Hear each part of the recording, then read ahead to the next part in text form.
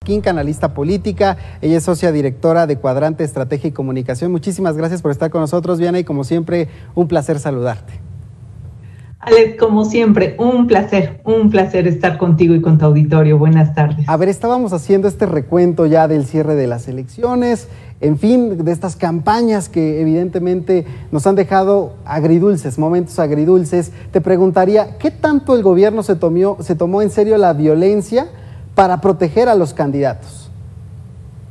Lo que pasa es que lo que vimos fue mucha violencia y mucha indolencia.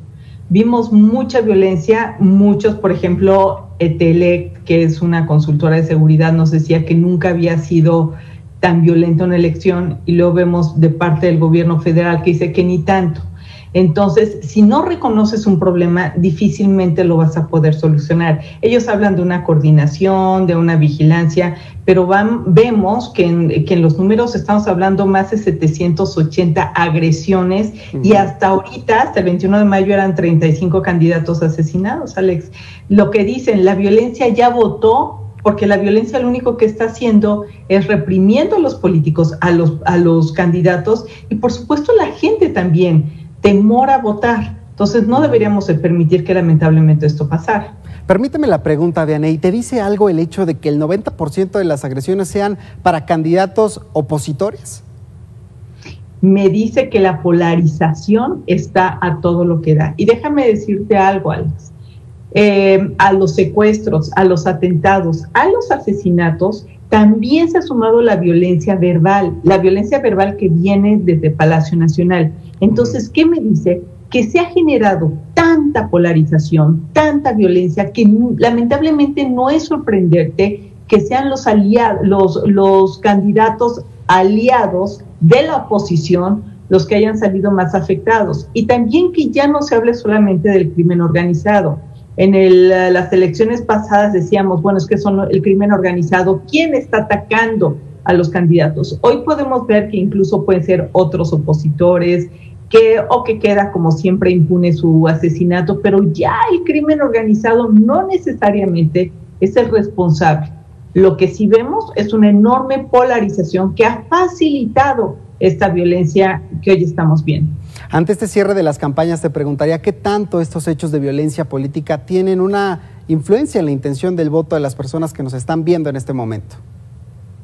Hombre, ojalá no la tuvieran, pero lo único que está generando es este ruido que yo no sé si estoy segura yendo a votar.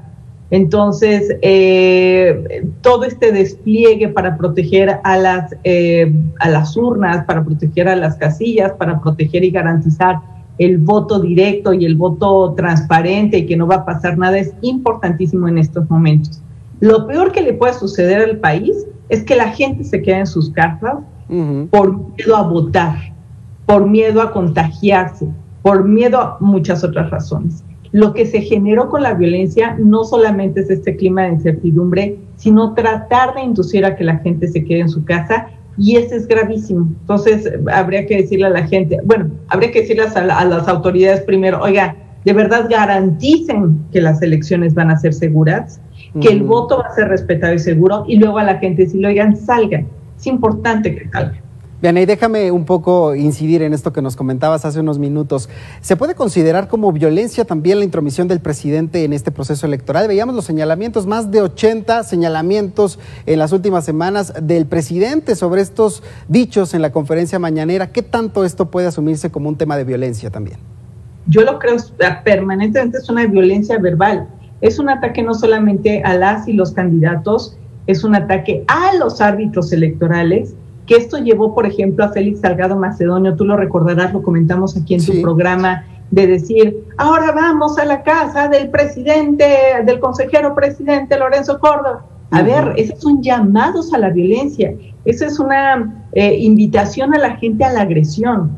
Y solamente entonces a los árbitros, a los candidatos, a las alianzas, a lo que él consideraba que era delito cuando todavía ni siquiera lo probaba. Entonces, toda esa violencia verbal, violencia institucional, violencia del Estado, que se transmite o que genera este tipo de reacciones, agresiones, atentados, que debe de estar el consciente que la polarización está generada desde Palacio Nacional.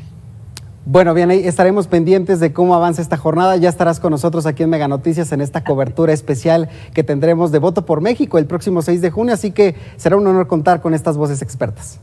Un placer como siempre, Alex. Muy buenas tardes. Buenas tardes. Vamos a hacer una pausa, regreso en unos minutos. Tenemos más información, la recta final.